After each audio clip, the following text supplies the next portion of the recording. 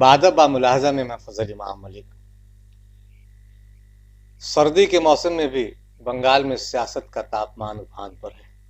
हालांकि बंगाल में उमूमन सर्दी कम पड़ती है, लेकिन फिर भी दिसंबर की सर्द शाम और जनवरी अब आने वाला है, जनवरी की सर्द सुबह में बंगाल के सियासत में तपिश देखी जा रही है। ये तपिश बहुत शिद्दत वाली है। जुमले उछाले जा रहे हैं, हमले हो रहे हैं और हमलों का जवाब हमलों से दिया जा रहा है। बोलपुर बंगाल का वो खास जगह, बंगाल का वो बोलपुर, जहाँ गुरुदेव रविन्द्रनाथ टैगोर का शांति निकेतन स्थापित है। सियासत पिछले 10 दिनों में वहां सियासत के कई रंग देखने को मिले, और सिर्फ सियासत के नहीं, चैनलों के भी रंग देखने को मिले। 9 दिन के अंदर 2 रैली हुई। एक रैली को शामिल बाजा ने न सिर्फ लाइव दिखाया, उसे दिन भर दिखाते रहे, महिमा मंडित करते रहे, और यहाँ तक कि जिस बाउल गायक के यहाँ अमित शाह केंद्रीय गृह मंत्री हैं, उन्होंने खाना खाया, उसके यहाँ एक दिन पहले ही चैनलों की टोली पहुंच गई थी और मेनू से लेकर किचन तक को दिखाया गया। लेकिन दूसरी रैली, जहां लाखों लोग जुटे, मेन स्ट्रीम का मीडिया चैनल, जिसे शामिल बाजा कहा जा रहा है इन दिनों, शामिल बाजा ने उसे दिखाने की जहमत तक नहीं की। लेकिन दोनों का फर्क लोगों ने देखा। अमित शाह की रैली हुई और ममता, मुख्यमंत्री बंगाल के तृणमूल कांग्रेस की प्रमुख ममता बनर्जी, उनकी भी रैली हुई, और दोनों रैली का फर्क समझा जा सकता है। हम इस पे बात करेंगे, लेकिन इससे पहले एक गुजारिश, एक निवेदन है कि अगर अभी तक आपने बादब बा मुलाहजा को सब्सक्राइब नहीं किया है तो इसे सब्सक्राइब करें, लाइक करें और ज्यादा से ज्यादा शेयर करें, ताकि हम आपकी आवाज बने, आप हमारी आवाज बने, हम आपकी ताकत बने, आप हमारी ताकत बने। साथ ही साथ एक गुजारिश, एक निवेदन और भी है कि अगर संभव हो सके तो बादब बा मुलाहजा को अपनी क्षमता के अनुसार आर्थिक सहायता भी दे। तो शांति निकेतन में अमित शाह के रोड शो के बाद ममता बनर्जी ने रैली निकाली। अमित शाह 2 किलोमीटर तक खुले जीप में घूमे, उनके साथ भाजपा नेताओं की फौज उतरी, कई सांसद थे, कई विधायक थे, और पूरा एक तामझाम, जिसे लेकर यह भी कहा गया कि ये भीड़ बाहर से बुलाई गई थी। लोगों का उसमें सहयोग, स्थानीय लोगों का साथ इस भीड़ में नहीं था। 2 किलोमीटर की दूरी उन्होंने जीप से तय की, सकरी गलियों से होकर गुजरे, और शामिल बाजा उसे दिखाता रहा, लोगों को भरमाता रहा, और इस तरह से दर्शाता रहा कि मानो एक अद्भुत घटना हो गई है देश में। उसके अलावा देश में और कोई घटना नहीं थी। किसानों की रैली को, किसानों के प्रदर्शन को, किसानों के आंदोलन को शामिल बाजा उस तरह से नहीं दिखा रहा है जिस तरह से अमित शाह की रैली को दिखाई गई। जाहिर है कि बहुत सारे सवाल उस रैली को फिर उठे। जिस तरह से बैनर लगाए गए थे अमित शाह के, रविन्द्रनाथ टैगोर को उनके नीचे, उनके स्केच के नीचे, उनकी तस्वीर के नीचे रविन्द्रनाथ टैगोर की का स्केच बनाया गया था, उसे लेकर भी सवाल उठे। तो जाहिर है कि ममता बनर्जी ने हमला किया, उन्हें बाहर वाला बताया, और इसमें कोई गलत भी नहीं है, अमित शाह बाहर ही के तो है। ममता बनर्जी तो वहां मां मानुष माटी की बात उन्होंने कल भी की थी और आज फिर उन्होंने किया। इससे भाजपा तिलमिलाई हुई है। और जब 9 दिन के बाद ममता बनर्जी, वो 2 किलोमीटर गए और ममता बनर्जी करीब 5 किलोमीटर की दूरी पैदल चली सड़कों पर। ममता बनर्जी का अपना अंदाज है और ममता बनर्जी इसीलिए माँ मानुष और माटी की बात करती हैं।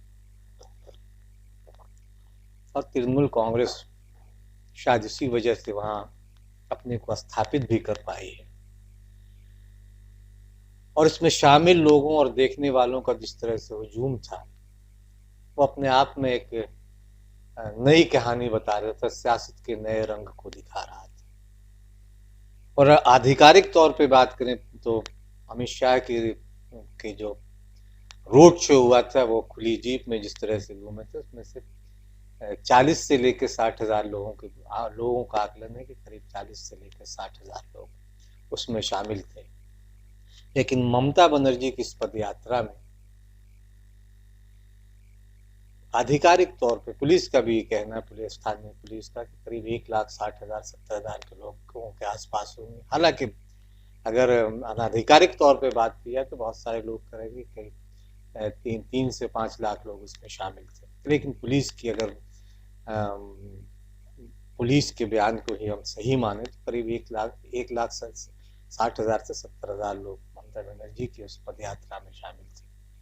इन पदयात्रा की खास बात यह थी कि वह सामूहिक गान हुआ, रविंद्र संगीत चल रहा था, मुख्यमंत्री ममता बनर्जी पैदल हाथ चल रहे थे और हाथ में गुरुदेव रविन्द्रनाथ टैगोर की तस्वीर थी। बाउल गाने वाले भी थे। और ये कहा जा रहा है कि इतना भव्य सांस्कृतिक आयोजन बंगाल में शायद इससे पहले कभी नहीं हुआ। हालांकि तर्क ये भी दिया जा रहा है कि पौष माह मेला चल रहा और शांति बोलपुर या शांति निकेतन में मेला भी चलता है, तो उसकी वजह से भी वहाँ शिल्पकारों, संगीतकारों, गीतकारों, खासकर बाउल गायकों का एक जमावड़ा लगा रहता है। वहाँ जब कलकत्ता में थे तो हमने गए भी थे और वहाँ देखा भी था। एक अलग तरह का माहौल होता है, एक अलग तरह का उत्सव होता है। लेकिन ममता बनर्जी ने इसे एक नए तरीके का सांस्कृतिक मेला बनाया जिसमें लाखों लोग शामिल हुए, लेकिन चैनलों ने इसे अनदेखा किया।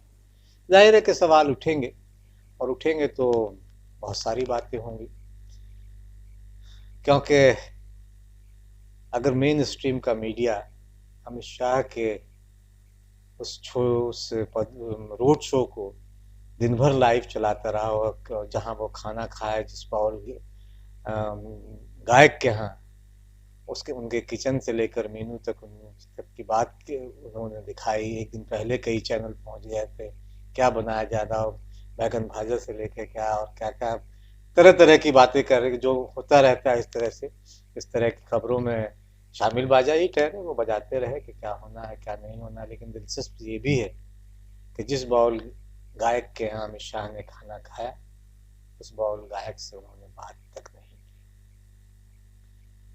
तो ममता बनर्जी आक्रामक दिखी रैली के बाद भी, और उन्होंने कहा कि ये नोबेल पुरस्कार से सम्मानित गुरुदेव रविन्द्रनाथ टैगोर की जन्म की भूमि है, धर्मनिरपेक्षता पर कभी भी नफरत की राजनीति वो यहाँ हावी नहीं हो सकती है। और उन्होंने विश्व भारती यानी शांति निकेतन के जो कुलपति हैं, उनकी चक्रवर्ती, उन पर भी कहा कि वे भाजपा के आदमी हैं। इस कैंपस के भीतर विभाजनकारी और सांप्रदायिक राजनीति को बढ़ावा देकर विश्वविद्यालय के नाम को, धरोहर को नुकसान पहुंचाया जा रहा है। क्योंकि विश्व भारती यानी वहां के कुलपति ने नोबेल पुरस्कार विजेता अमर्त्य सेन के खिलाफ एक उन्हें जमीन कब्जा करने वाला बताया था, इसे लेकर भी काफी बवाल है। जाहिर है कि ममता बनर्जी ने इस पूरे पदयात्रा को, अपने जो 4-5 किलोमीटर की पदयात्रा है, उसे एक सांस्कृतिक उत्सव में ही नहीं बदला, उसे माँ, माटी और मानुष के साथ जोड़कर अमित शाह की जो रोड शो है उसे फीका कर दिया। क्योंकि बहरहाल बंगाल में हम तमाम लोगों को ये नहीं भूलना चाहिए कि बंगाल में एक अलग तरह की स्थानीयता को हम तमाम लोग देखते हैं। वहाँ एक स्थानीय वातावरण को लेकर, स्थानीय चीज़ों को लेकर, स्थानीय बोली भाषा को लेकर एक अलग तरह का अनुराग है। ममता बनर्जी ने इस चीज़ को अच्छी तरह से जानती हैं, अमित शाह भी जानते होंगे, या अमित शाह को वो लोगों बताते भी नहीं होंगे। इसलिए अमित शाह ने जितनी लफाजी की, जिस तरह की बातें की, जिस तरह से जुमले उछाले, उसका बहुत सलीके से ममता बनर्जी ने जवाब दिया। और जाहिर है कि हालांकि रंग सियासत का था, लेकिन इसमें सांस्कृतिक रंग भी घुला था और माँ, माटी और मानुष के रंग भी घुले हुए थे। देखते हैं कि आने वाले, चूंकि अगले साल यानी अब चुनाव कुछ ही महीने दूर है और भाजपा चाह रही है कि किसी तरह से हर तरीके का ध्रुवीकरण कर हिंदू मुस्लिम से लेकर और दूसरी तरह से नारे लगाकर वो लोगों को बांट कर जो नफरत की राजनीति देश भर में हो रही है उसे उकसा कर उसे बढ़ावा देकर अपनी सियासी दुकान को चमका सके। ममता बनर्जी उसकी काट में लगी हुई हैं और उनके राजनीतिक सलाहकार प्रशांत किशोर ने तो हालांकि अब तो चैलेंज भी कि उन्हें चुनौती भी दे दी है भाजपा को कि 2.5 के अंक से ज़्यादा वो कुछ नहीं कर सकते।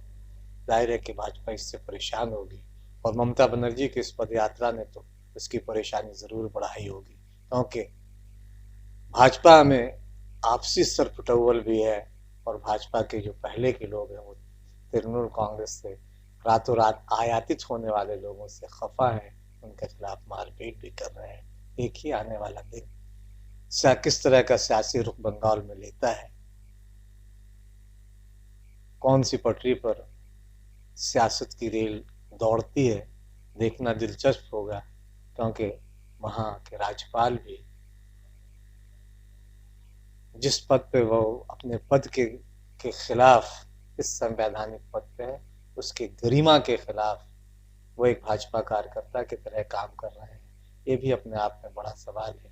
इसे लेकर तृणमूल कांग्रेस ने एतराज भी जताया है और राष्ट्रपति को पत्र भी लिखा है। हम तमाम लोगों को ये सोचना होगा कि नफरत की इस राजनीति को कितनी दूर तक हम ढोकर ले जाएंगे या देश में एक बेहतर और स्वस्थ माहौल बनाकर सियासत में भी जुमलेबाजों को जगह न देकर उन लोगों को लाएंगे जो देश की तरक्की के लिए, समाज की तरक्की के लिए, लोगों को जोड़ने के लिए काम कर रहे हैं। तृणमूल कांग्रेस में बहुत खामियां हो सकती है, 10 साल से वो भी सत्ता में है। ममता बनर्जी ने वहाँ हो सकता है कि उन्होंने भी बहुत सारी चीज़ें सही नहीं की हों, लेकिन नफरत की सियासत तो और ज़्यादा खतरनाक है। इसे हमें भी सोचना होगा और बंगाल के लोग